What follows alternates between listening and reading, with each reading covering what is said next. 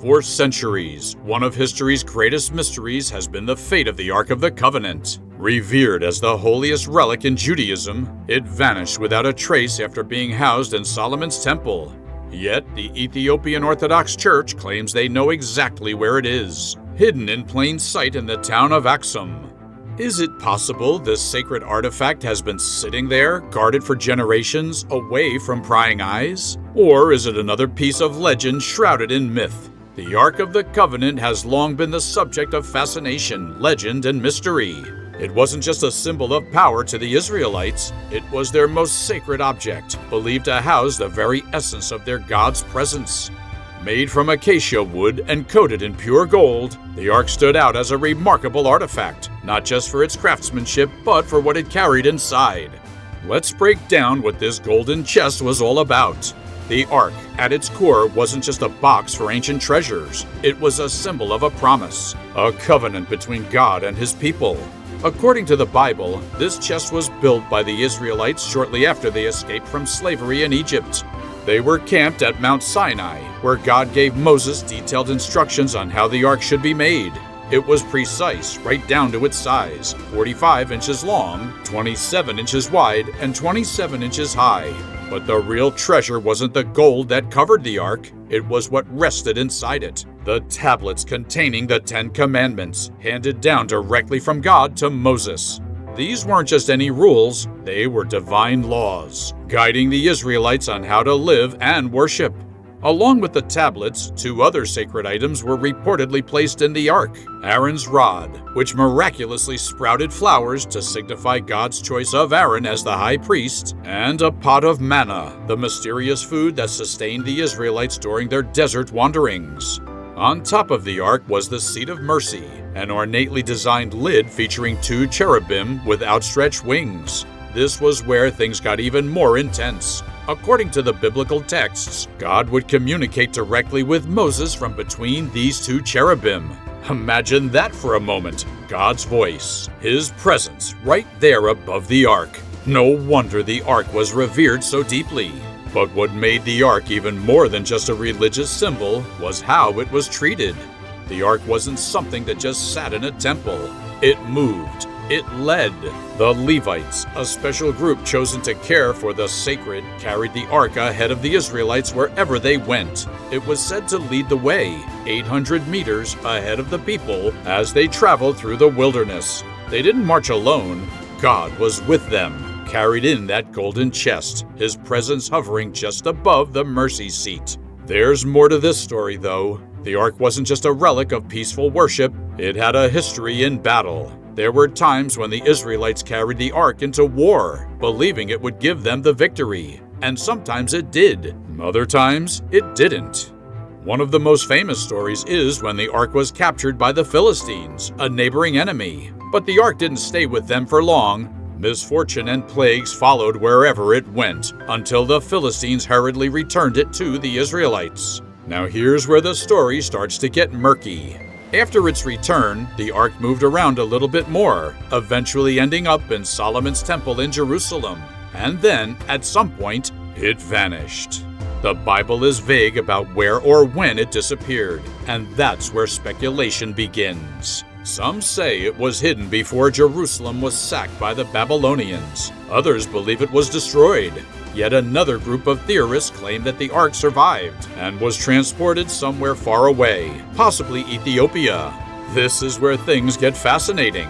If the Ark did survive, where did it go? Could it really be in Ethiopia today, guarded by a small group of monks hidden from the world? This question has fueled centuries of debate, expeditions, and treasure hunts. The Ethiopian Orthodox Church has made one of the most stunning claims in religious history. They possess the Ark of the Covenant. It's not hidden in some long-lost temple, nor is it a myth that vanished with time. According to them, the Ark is kept in a heavily guarded treasury, right in the town of Axum, Ethiopia, next to the Church of Our Lady Mary of Zion. This claim isn't taken lightly. They say the Ark has been there for centuries, and it's under constant protection. In fact, only one man is allowed to see it, the appointed guardian monk, who devotes his life to protecting it. No one else is allowed inside the sanctuary, not even the highest-ranking priests. For those hoping to catch a glimpse of this sacred artifact, disappointment is certain. The Ark remains hidden, locked away from the world. But what does this mean for the Ethiopian Orthodox Church? To them, it means everything. Replicas of the tablets housed within the Ark, known as tabots, are kept in every Ethiopian Orthodox Church. These replicas are not mere decorations. Each one is treated with the highest reverence, kept in its own Holy of Holies, often dedicated to a specific saint, such as Saint Mary, Saint George, or Saint Michael. Every sacred ritual in the Ethiopian Church centers around the presence of a tabot. Without it, the church is considered incomplete, and no service can be conducted. But how did the Ark end up in Ethiopia in the first place? The most famous explanation comes from an ancient text called the Kebra Nagast, written in Ge'ez, Ethiopia's ancient liturgical language. The Kebra Nagast tells a bold story. After the reign of King Solomon, his son Menelik I, born from his union with the Queen of Sheba, visited Jerusalem. According to this account, Menelik secretly took the Ark from the temple in Jerusalem and brought it back to Ethiopia with divine help. The story says a forgery was left behind to fool the priests in the temple. The Kebra Nagast wasn't just written to entertain. It helped legitimize Ethiopia's Solomonic dynasty, linking the Ethiopian royal line directly to Solomon himself. And while this might sound like a legendary tale, it's far from the only reference to Ethiopia possessing the Ark. A 12th century writer named Abu al-Makarim also made the claim, stating clearly that the Abyssinians, as Ethiopia was known then, had the Ark of the Covenant in their possession. He even detailed how their religious ceremonies were conducted with the Ark present. But what about outside sources? In modern times, the British journalist Graham Hancock took up the challenge of finding the Ark. After his extensive research in Ethiopia, Hancock published a book in 1992 called The Sign and the Seal, The Quest for the Lost Ark of the Covenant. In it, he lays out a detailed theory. The Ark was taken from Solomon's temple during the reign of King Manasseh, long after Solomon's time. According to Hancock, the Ark was first moved to Elephantine Island, located on the Nile, before finally making its way to Axum, where it's said to remain today. Hancock's journey wasn't based solely on faith. He dug into archaeological findings that supported the existence of a Jewish temple on Elephantine Island around the 6th century BCE. Some believe this temple could have been built to house the Ark, or at least serve as a sanctuary for Jewish worship. Even the dimensions of the temple match those of Solomon's temple, as if the builders intended to create a familiar home for the Ark. But no one knows for sure whether the Ark ever rested there, and the temple was destroyed in 410 BCE by Egyptian priests. Critics, like archaeologist Bezalel Porton, argue that Hancock's theory is too speculative. They point out that there's no definitive evidence linking the Ark to Elephantine. Porton also believes that if the Ark had been there, it would likely have been looted or destroyed when the temple fell. But that's where the mystery deepens. There's no concrete answers. While some scholars like John Holliday from the University of Toronto have dismissed Hancock's theory as garbage and hogwash, others find the possibility intriguing, even if they don't fully buy into it. But let's move away from Elephantine and back to Ethiopia. Hancock may have stirred up new attention, but Ethiopians have long been convinced that they hold the true Ark. For centuries, the Ethiopian Jewish community, known as Beta Israel, has held to this belief. They claim that despite losing political power to the Christians, they are the true descendants of ancient Jews who safeguarded the Ark. The centerpiece of this belief is the Church of Our Lady Mary of Zion in Axum.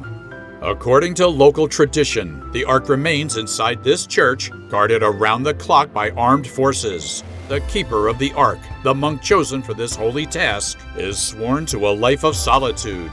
He alone can witness the Ark. Even Ethiopia's kings and bishops can't enter. Every generation, a new monk is appointed to take up the role, devoting the rest of his life to the Ark's protection. Skeptics, like the late Edward Uhlendorf, a former professor of Ethiopian studies, aren't convinced. In 1941, Uhlendorf claimed he was allowed to examine the supposed Ark in Axum and concluded it was nothing more than an empty wooden box, likely constructed in medieval times. He dismissed Hancock's findings entirely, calling them a waste of time. But this has not shaken the faith of the Ethiopian Orthodox Church or its believers.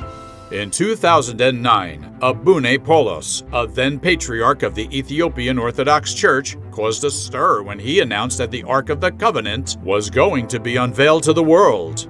Media outlets swarmed and anticipation built, but the next day, Paulos backtracked, saying he couldn't reveal the Ark, but could still verify that it was safe and in place. This sudden reversal only deepened the mystery surrounding the Ark, and to this day, no one outside the church has laid eyes on the sacred object. So, is the Ark of the Covenant in Ethiopia? The answer depends on who you ask.